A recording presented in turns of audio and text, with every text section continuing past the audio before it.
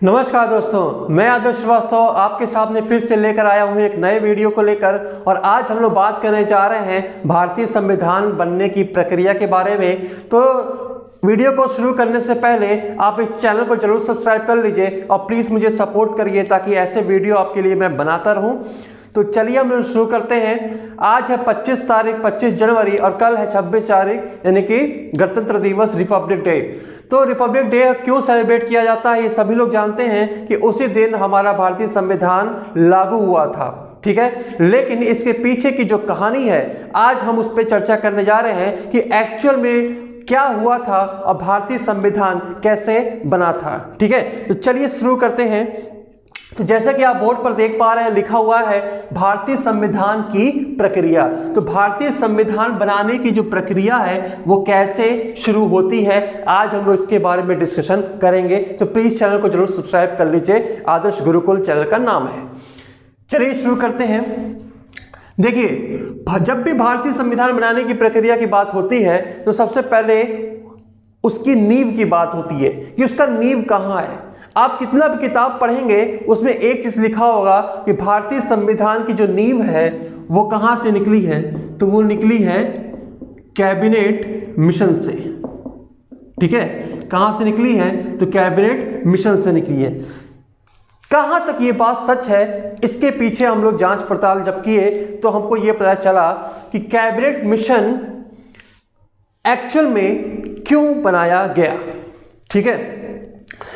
तो जितने भी किताबें हैं सभी किताबों में आप लोग देखते होंगे कि उसकी नींव के बारे में, कैबिनेट मिशन के बारे में लिखता है, लेकिन इसकी एक्चुअल नींव है द्वितीय विश्व युद्ध। इसकी एक्चुअल जो नींव है वो क्या है, द्वितीय विश्व युद्ध। अब जरा आप लोग बताइए कि द्वितीय विश्व युद्ध कब से कब तक हुआ था, ठीक है। थोड़ा सा फ्लैशबैक में जाइए तो आपको ये जानकारी मिलती है कि द्वितीय विश्व युद्ध 1939 से लेकर 1945 तक हुआ था, ठीक। जैसा कि आप जानते हैं कि 1945 में अमेरिका ने जब जापान के दो शहरों हिरोशिमा और नागासाकी पर एटम बम गिराया था, उसके बाद से ही युद्ध विराम शुरू हो गया था, ठीक। तो अब हम यहाँ पे कोशिश ये करते हैं कि जब युद्ध विराम हो गया, युद्ध जब खत्म हो गया, द्वितीय विश्व खत्म हो गया, तो यहां पर जो सरकार थी वो किसकी सरकार थी, तो यहां पर सरकार थी ब्रिटेन की सरकार। यानी कि भारत क्या था, भारत एक गुलाम था, किसका, ब्रिटेन का।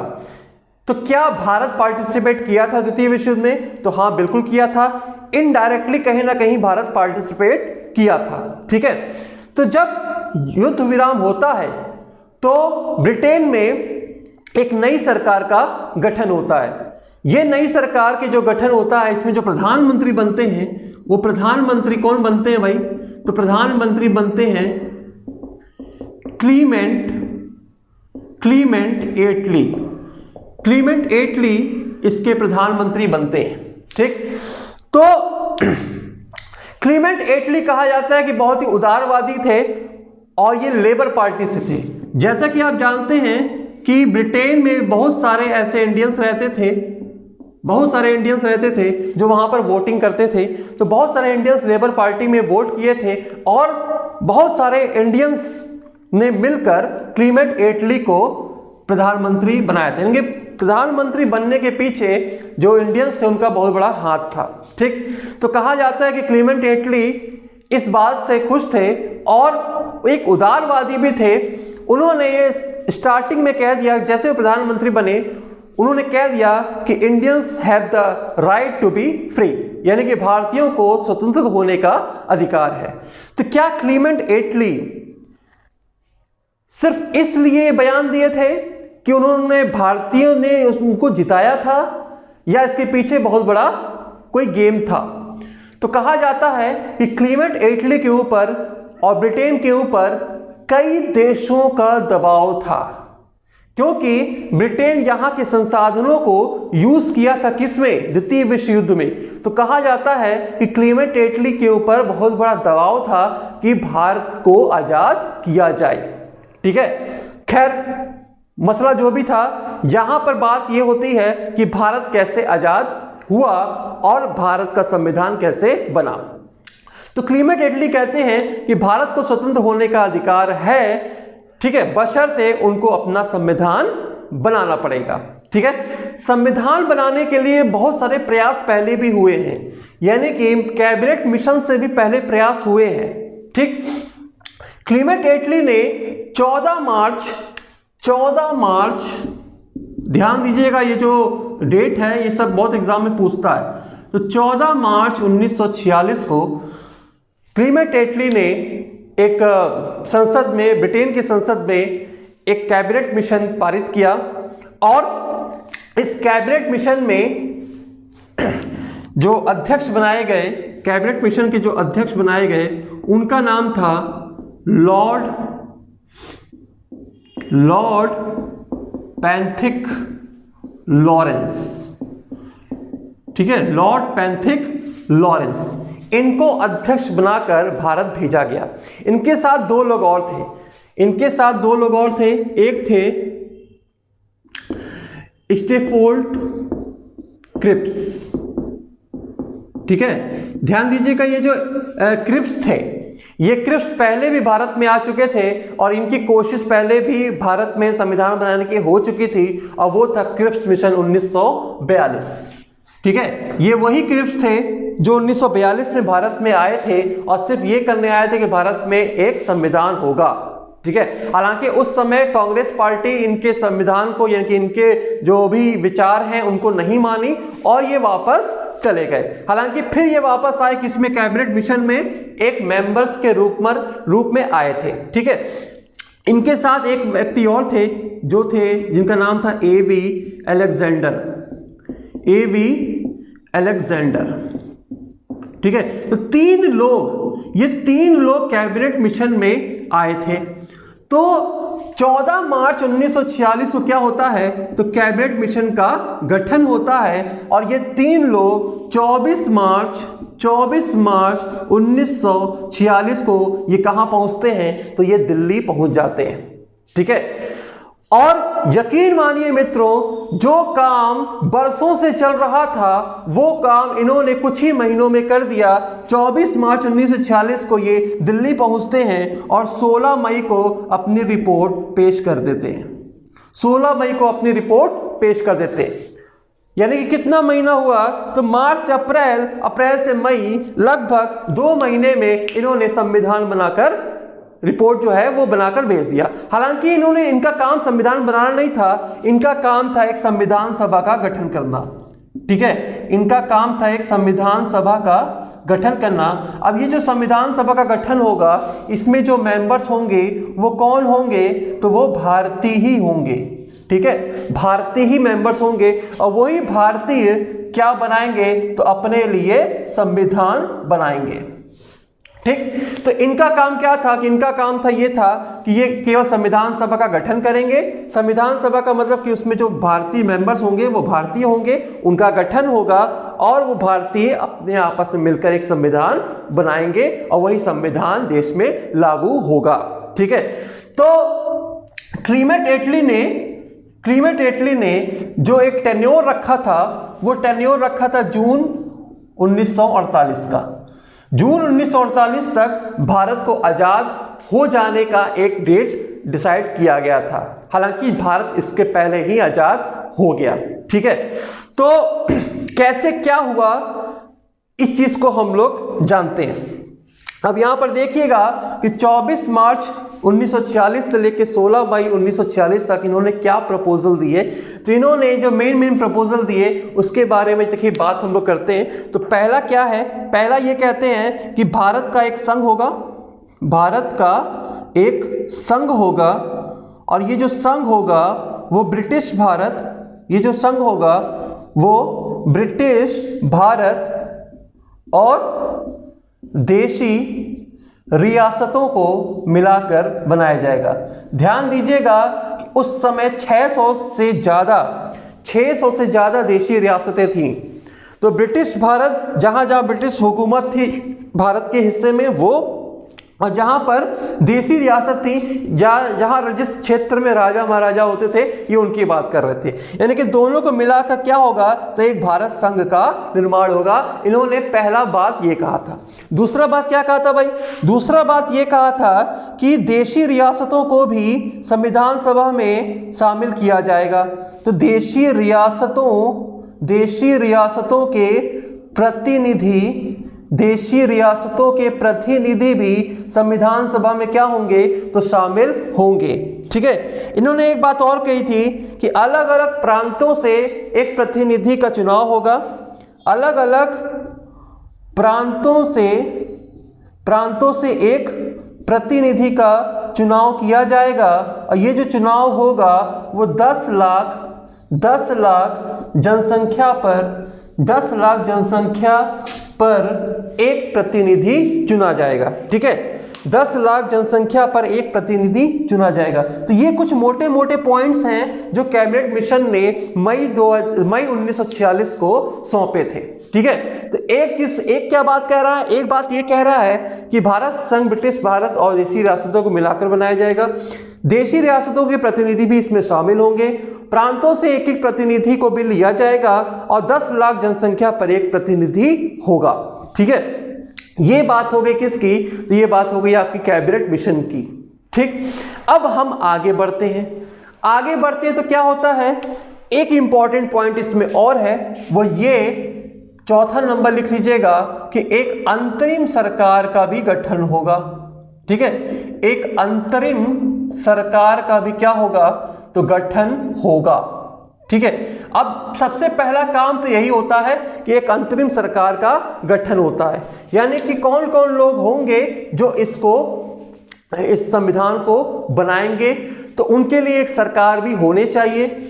अंतरिम सरकार 24 अगस्त को घोषणा होती है कि एक अंतरिम सरकार का गठन होगा और 2 सितंबर 24 अगस्त 1946 को और 2 सितंबर 1946 को अंतरिम सरकार का गठन हो जाता है। ठीक है। अगर मैं अंतरिम सरकार यहां पर बताऊं तो मुझवानी सुन लीजिए कि अंतरिम सरकार में कौन कौन थे। तो सबसे पहली बात ये कि अंतरिम सरकार में जो गृह मंत्री बनाए गए थे, सरदार वल्लभ भाई पटेल बनाए गए थे। ठीक है। रक्षा मंत्री जो बनाए गए थे, सरदार बलदेव सिंह बनाए गए थे। ठीक, इसमें जो आसफ अली थे वो रेलवे मंत्रालय के थे। ठीक, इसमें जो नेहरू जी थे वो राष्ट्रमंडल के थे। ठीक, विदेशी मंत्रालयों के भी थे नेहरू जी। ठीक है। और कुल मिला जुला कर इसमें जो सदस्य शामिल किए गए थे अंतरिम सरकार में वो 15 लोग थे। बाद में मुस्लिम लीग के 5 मेंबर आ गए थे, तो उनको मिलाकर 15 मेंबर्स इसमें शामिल हो गए थे। ठीक है। लेकिन एक चीज जो है वो हम लोग हमेशा इसमें भूल जाते हैं और वो है 16 अगस्त का दिन।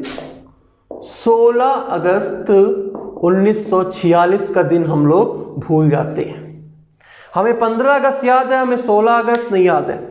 ठीक है। 16 अगस्त 1946 को क्या हुआ था, तो 16 अगस्त 1946 को ये हुआ था कि जो मुस्लिम लीग के सबसे सर्वोच्च नेता थे जिनका नाम था कि मोहम्मद अली जिन्ना, मोहम्मद अली जिन्ना को ये बात बिल्कुल अच्छी नहीं लगी कि संविधान सभा बनाने में उनका कोई नाम नहीं है। क्योंकि मोहम्मद अली जिन्ना सिर्फ एक चीज चाहता था, वो ये चाहता था कि देश का बंटवारा कैसे हो और उसको अपना एक देश चाहिए था। ठीक है। पाकिस्तान की मांग 1940 से चल रही थी। ठीक, कैबिनेट मिशन में कहीं भी देश विभाजन की जिक्र नहीं थी। ये इंपॉर्टेंट पॉइंट है, इसको नोट करिएगा। कैबिनेट मिशन में कहीं भी देश विभाजन का जिक्र नहीं था, यानी पाकिस्तान बनाने का जिक्र नहीं था। तो सीधे से खारिज कर दिया किसने, मोहम्मद अली जिन्ना ने, और डायरेक्ट एक्शन लेता है कब, 16 अगस्त 1946 को। और बंगाल के नौखाली में एक जगह है जहां पर हजारों संख्या में, कोलकाता में हजारों संख्या में सड़कों पर लाशें बिछ जाती हैं, कत्लेआम मचा दिया जाता है। अरे कौन कहा है मोहम्मद अली जिन्ना को कायदे आजम, इसको तो कत्ले आजम कहना चाहिए था। ठीक है। जरा आप उठा के सर्च करिएगा गूगल पे, नौखाली एक जगह, नौखाली रिजॉर्ट्स, हिंदू मुस्लिम आपस में लड़ बैठे थे, लेकिन ये बंदा दिल्ली में बैठा हुआ, लाहौर में बैठा हुआ, केवल एक इशारे पे, इसके एक इशारे पे कोलकाता में ये कांड हो जाता है। क्योंकि जब कोलकाता में चुनाव हुआ था उस समय कोलकाता में मुस्लिम लीग की सरकार बन गई थी। एक इशारा करता है, शुक्रवार का दिन होता है 16 अगस्त के दिन, और सड़कों पर लोग तलवारें चाकू लेकर पहुंच जाते हैं, बहुतों के हाथ में गन भी थे। कत्लेआम शुरू होता है और यहीं से पाकिस्तान की नींव रखती है। यानी कि पाकिस्तान की नींव 1940 नहीं, 16 अगस्त 1946 था। ठीक है, चलिए अब आगे बढ़ते हैं कि आगे क्या होता है भाई। तो यहां पर जैसे कि बात हो रही है कि 2 सितंबर 1946 को सरकार बन जाती है और 24 अक्टूबर 1946 को मुस्लिम लीग भी शामिल हो जाता है। यह कह के शामिल होता है कि हम सरकार में रहकर पाकिस्तान लेंगे। ठीक है, और ऐसे ही हुआ। ये सरकार में घुसे, 5 सदस्य मुस्लिम लीग के सरकार में घुसे थे। उनमें एक सदस्य बहुत इंपॉर्टेंट है, इसका नाम है लियाकत अली, जिसको वित्त मंत्रालय, सबसे इंपॉर्टेंट मंत्रालय उस समय दिया गया था, लियाकत अली को वित्त मंत्री बना दिया गया था। ठीक है, उस अंतरिम सरकार में वित्त मंत्री कौन था? तो लियाकत अली था। वही विभाजन के बाद पाकिस्तान का प्रधानमंत्री बन जाता है। ठीक है, चलिए अब आगे बढ़ते हैं। आगे हम ये बढ़ते हैं कि जब 24 अक्टूबर को ये शामिल हो गया तो अब संविधान सभा का गठन हो चुका था। तो संविधान सभा की पहली मीटिंग होती है। और संविधान सभा की पहली मीटिंग कब होती है, इस बात को भी आप जान लीजिए।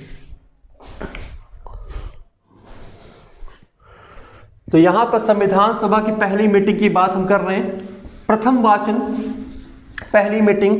देखिए, संविधान सभा की जो पहली मीटिंग होती है वो 9 दिसंबर 1946 को होती है। ठीक है, पहली बैठक जो होती है वो 9 दिसंबर 1946 को होती है।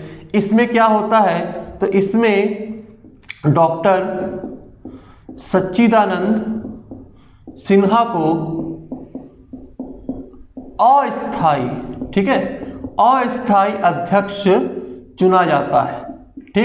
ठीक इसके 2 दिन बाद 11 दिसंबर 1946 को स्थाई अध्यक्ष चुना जाता है। किसे? तो डॉक्टर राजेंद्र प्रसाद को।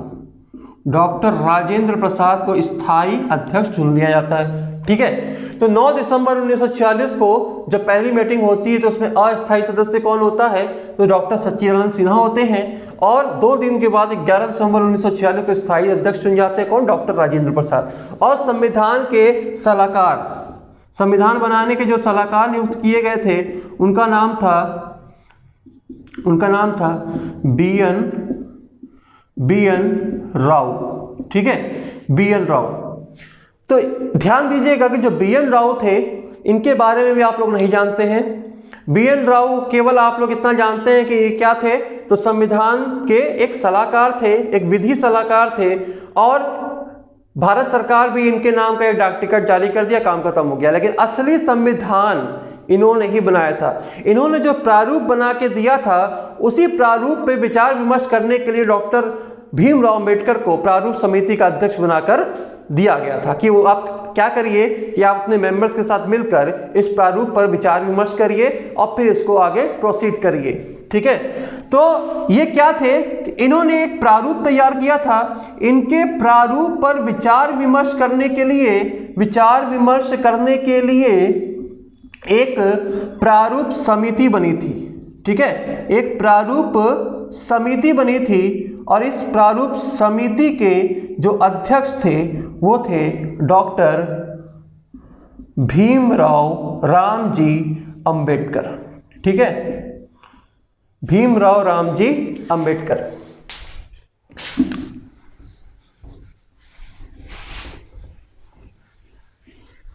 ठीक है, अब यहां पे ध्यान दीजिए कि बी.एन. राव के बारे में थोड़ा सा जान लें। बी.एन. राव बहुत ही पढ़े लिखे व्यक्ति थे। आईसीजे में, इंटरनेशनल कोर्ट ऑफ जस्टिस में ये जस्टिस भी थे, जज थे। इंटरनेशनल कोर्ट ऑफ जस्टिस में ये क्या थे? आईसीजे में ये जज थे, ये आईसीजे के जज भी थे। ठीक है, और यूनाइटेड नेशन सिक्योरिटी काउंसिल के डायरेक्टर भी रह चुके हैं। ठीक है, ये पैदा कहाँ हुए थे? तो ये पैदा हुए थे मैंगलोर में हुए थे, कर्नाटक में, जबकि इनका देहांत हुआ था, इनका देहांत स्विट्जरलैंड में हुआ था। ठीक है, स्विट्जरलैंड में इनका देहांत हुआ था और बहुत कम उम्र में 65 या 66 वर्ष में ये क्या हुए थे? तो कैंसर से ये मर गए थे। लेकिन इनके बारे में लोग इतना नहीं जानते हैं और असली संविधान BN राव ने ही बनाया था। ठीक है, अब इनका काम यह था कि भीमराव अम्बेडकर अपने 6 सदस्यों के साथ, ठीक है, प्रारूप समिति में कितने थे? तो 6 सदस्य थे। अपने 6 सदस्यों के साथ क्या करते थे? तो इनके प्रारूप, इनके द्वारा तैयार किए गए प्रारूप पर विचार विमर्श करते थे। ठीक है, तो प्रारूप समिति